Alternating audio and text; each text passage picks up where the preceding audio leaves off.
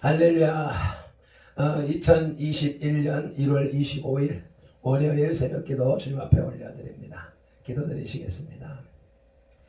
할렐루야. 감사하시고 고마우신 우리 아버지 하나님, 오늘도 거룩한 성일을 지나고 세상에서의 첫날 첫 시간을 주님 앞에 나와 예배할 수 있도록 구별하여 주시고 불러주시오니 감사를 드립니다.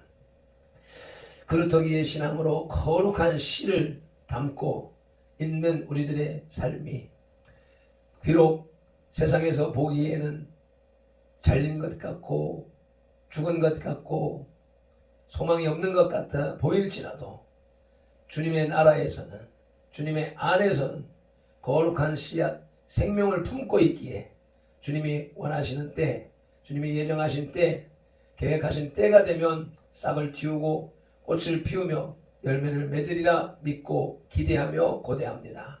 오늘도 그 그루터기의 신앙을 가지고 세상을 살아나가며 승리하는 하루가 될 수 있도록 인도하여 주시옵소서. 오늘도 준비된 사도행전의 말씀으로 우리들의 생활의 자세와 능력과 힘을 갖추는 시간이 될 수 있도록 인도하여 주시옵소서. 예배의 시종과 하루 일과의 시종을 주님 앞에 맡기오며 우리 주 예수 그리스도 이름으로 기도드리옵나이다. 아멘. 사도신경으로 신앙 고백 드리겠습니다. 전능하사 천지를 만드신 하나님 아버지를 내가 믿사오며 그 외아들 우리 주 예수 그리스도를 믿사오니 이는 성령으로 잉태하사 동정녀 마리아에게 나시고 본디오 빌라도에게 고난을 받으사 십자가에 못 박혀 죽으시고 장사한 지 사흘 만에 죽은 자 가운데서 다시 살아나시며 하늘에 오르사 전능하신 하나님 우편에 앉아 계시다가 저리로서 산자와 죽은 자를 심판하러 오시리라. 성령을 믿사오며 거룩한 공회와 성도가 서로 교통하는 것과 죄를 사하여 주시는 것과 몸이 다시 사는 것과 영원히 사는 것을 믿사옵나이다. 아멘. 오늘의 찬송 507장 찬송 올리시겠습니다.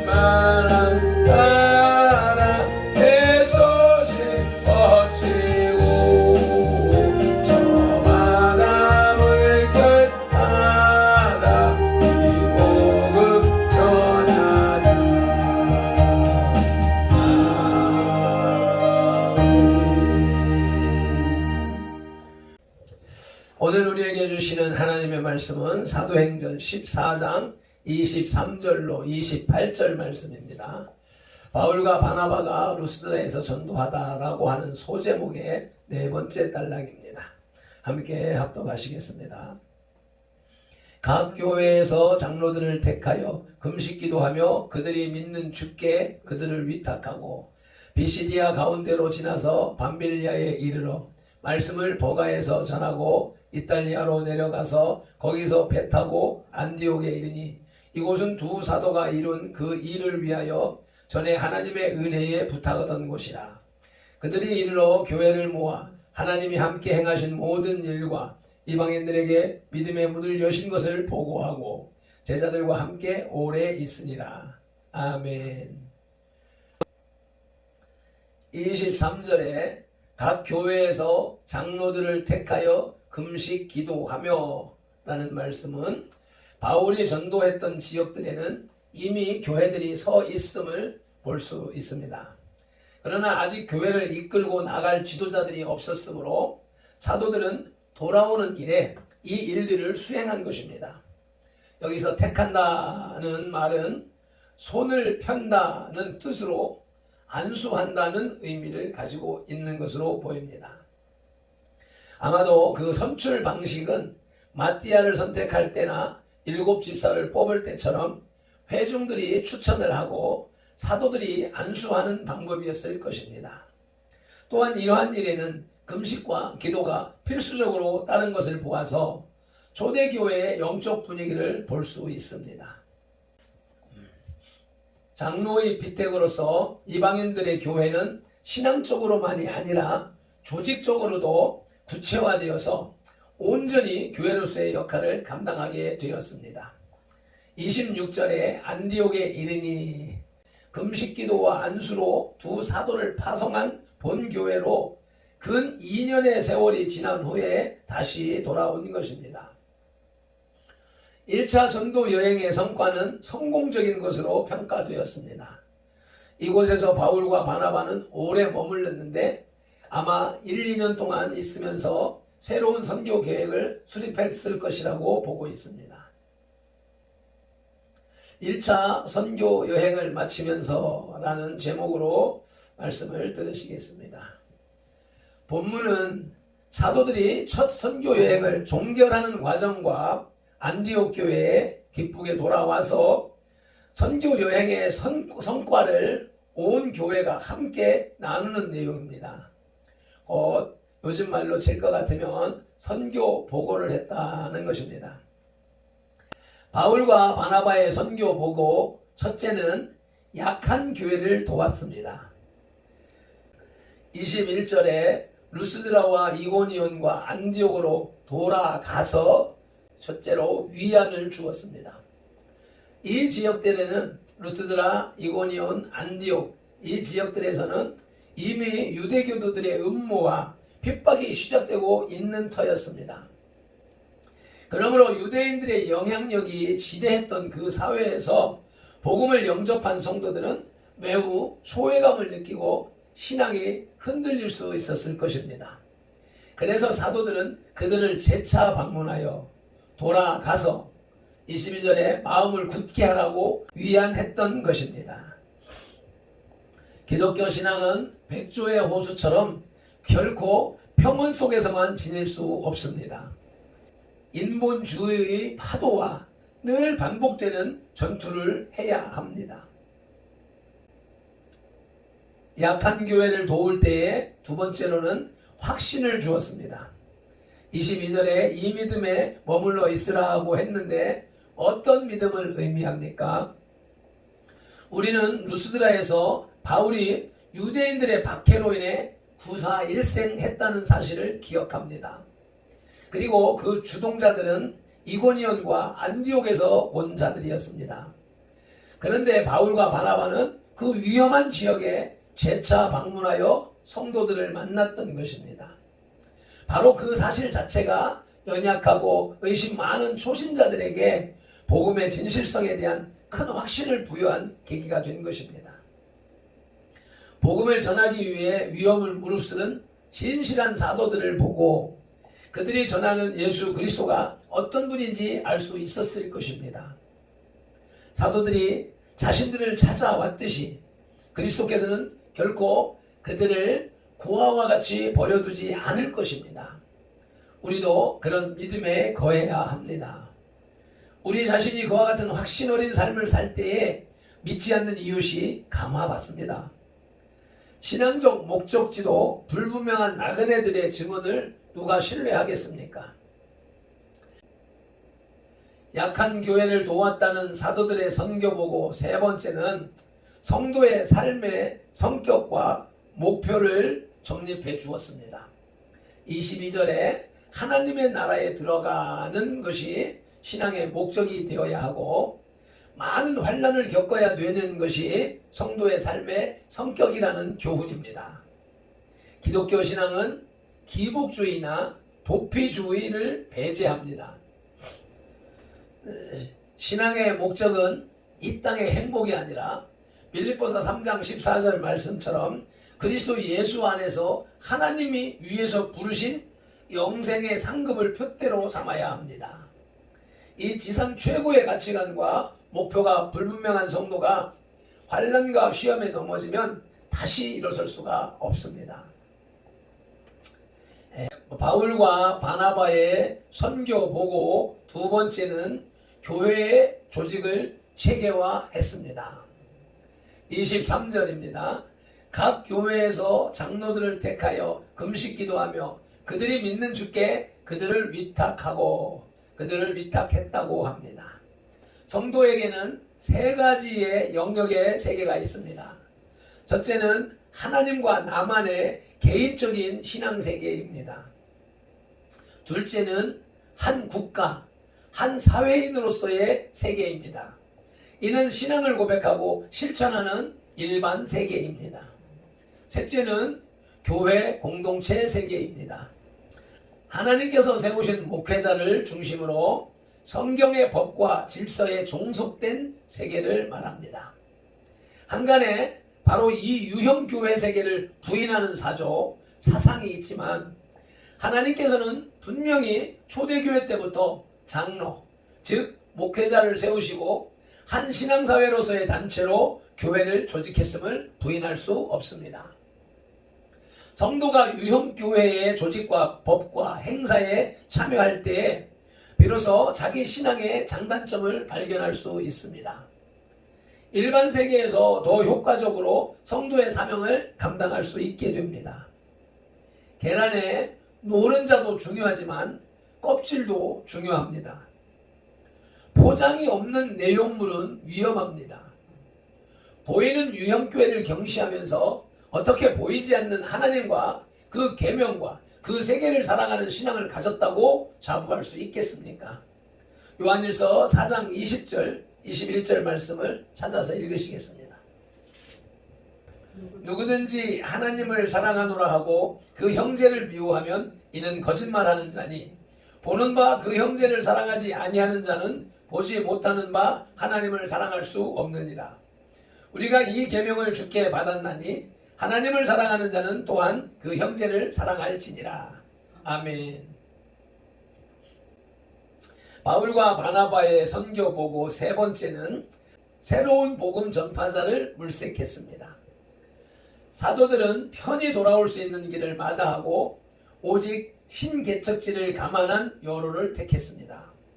즉 출발지 수리아 안디옥으로 돌아가려면 25절에 버가 항구에서 여객선을 타야 하는데 이탈리아로 내려갔던 것입니다. 그곳은 지금 아달리아 혹은 사탈리아로 불리는 항구 도시로서 사도들의 발길이 닿지 못했던 곳입니다. 아마도 사도들은 버가뿐만 아니라 그 항구 도시에서도 늦게 안디옥으로 가는 배가 있었다는 소문을 들었을 것입니다. 그래서 이왕이면 기wan이 늦더라도 복음을 전파하기 위해 그곳을 최종 전도지로 삼았을 것입니다. 생각해 보십시오. 그들이 이역만리 타국에서 얼마나 지쳐 있었겠습니까? 한시라도 빨리 귀환하여 쉬고 싶었을 것입니다. 그러나 자신들의 유익보다 하나님과 교회의 유익을 먼저 생각했습니다. 참으로 모든 것을 고린도전서 10장 31절에 하나님의 영광을 위하여 행한 점을 본받아야 되겠습니다. 그와 같은 성도만이 이후로는 나를 위하여 의의 면류관이 예비되었다라고 하는 디모데후서 4장 8절 말씀을 확신할 수 있을 것입니다. 바울과 바나바의 선교 보고 네 번째로는 선교 여행을 마친 사도들에게서 얻는 교훈입니다. 26절 읽으시겠습니다. 거기서 배 타고 안디옥에 이르니 그곳은 두 사도가 이룬 그 일을 위하여 전에 하나님의 은혜에 부탁하던 곳이라. 아멘. 첫째로는 성도들에게 감사했습니다. 그들은 출발할 때나 성공하고 돌아왔을 때나 취종여일 겸손했습니다. 하나님의 은혜에 부탁하고 기도와 물질로 돕던 성도들의 은혜를 먼저 생각했습니다. 두 번째로는 모든 공로를 하나님께 돌렸습니다. 27절입니다.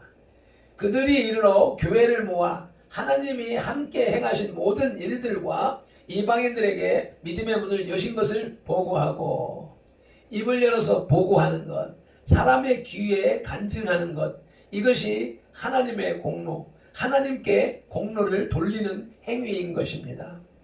세 번째로는 봉사를 쉬지 않았습니다. 28절 말씀입니다. 제자들이 함께 오래 있으니라. 아멘. 제자들이 함께 뭐 하면서 오래 있었겠습니까? 계속해서 복음을 전하고 그것을 돌보며 섬기며 봉사를 쉬지 않았다는 말씀이겠습니다. 말씀을 정리하겠습니다. 바울과 바나바의 제1차 전도 여행은 루스드라에서의 박해를 피하여 더베로 간 것을 끝으로 하여 마치게 되었습니다. 그들은 이제까지 지나온 길을 되돌아가면서 제자들을 권면하고 다시 그들을 파송했던 안디옥 교회로 돌아왔습니다. 개교회마다 장로 투표 때나 어느 단체장을 뽑을 때마다 많은 후유증이 생기기도 하는데, 성경의 투표 방법을 도입한다면 이러한 문제는 다 사라질 것이라고 봅니다. 즉 자격을 갖춘 서너 사람을 교인들이 추천을 해서 제비를 뽑는 것입니다. 민주적인 방식이라고 하면서 투표를 하고 선거를 하게 되니까 국가나 어느 기관 단체나 교회에서나 문제가 일어나는 모습들을 보게 되니까 구약적인 성경 방법으로 제비를 뽑아서 결정하는 것이 하나님의 뜻에 순종하고 복종하는 방식이 되지 않겠나 생각을 하게 됩니다. 오늘도 주님의 말씀을 붙잡고 이 바울과 바나바의 선교 보고를 우리가 보고 들었으니, 이에 합당한 바울과 바나바의 선교 사역을 우리가 본받아서 각자 삶의 초소에서, 터전에서, 직장에서 조그마한 것 하나라도 실천해보는 그런 하루가 되시기를 주님의 이름으로 축원합니다. 기도드리겠습니다. 할렐루야. 고마우신 아버지 하나님, 오늘도 바울과 바나바의 제1차 선교 여행을 마무리하는 말씀으로 그들의 사역을, 사명을, 행함을 우리에게 들려주시오매 감사합니다. 이 시대를 살아가는 우리들이 바울과 바나바와 같은 선교 사명자들입니다. 주님, 주어진 가족과 친지와 이웃들 앞에 주님의 참된 복음, 생명의 복음을, 능력의 복음, 축복의 복음을 증거하는 그 스피커들이 다 될 수 있도록 도와주시옵소서. 세상에서의 첫날입니다. 성령 하나님이 함께 하시며 함께 하심을 증거하여 주시어서 넉넉히 이기는 하루가 되게 하옵소서. 예수님의 이름으로 감사하며 기도드리옵나이다. 아멘. 찬송 힘차게 드리시고 통성으로 기도드리시겠습니다.